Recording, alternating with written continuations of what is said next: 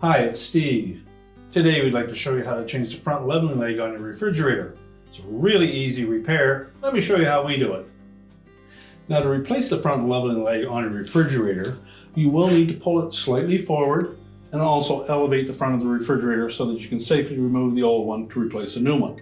You will probably need some help in lifting that refrigerator, and be sure to block it safely and securely before you attempt to change the leg.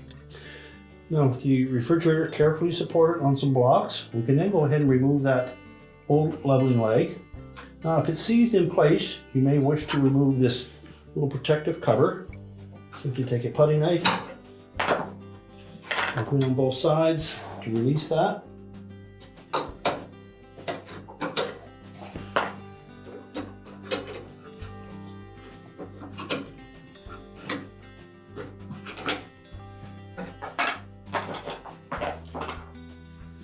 And check to make sure that the threaded portion of that mount is not damaged. Remove the old leg.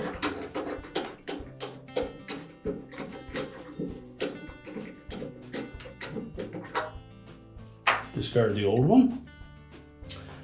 I'll carefully line up that new leveling leg. Make sure it's going in, not cross-threaded.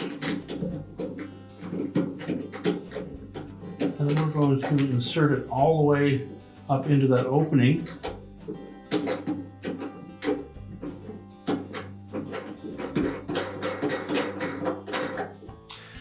Now, once we tilt the refrigerator back and remove the blocking, we'll then level it using that new leveling leg. And typically you'll want to adjust that with a pair of slip joint pliers. Once we have it properly leveled, we can then snap that cap back into place.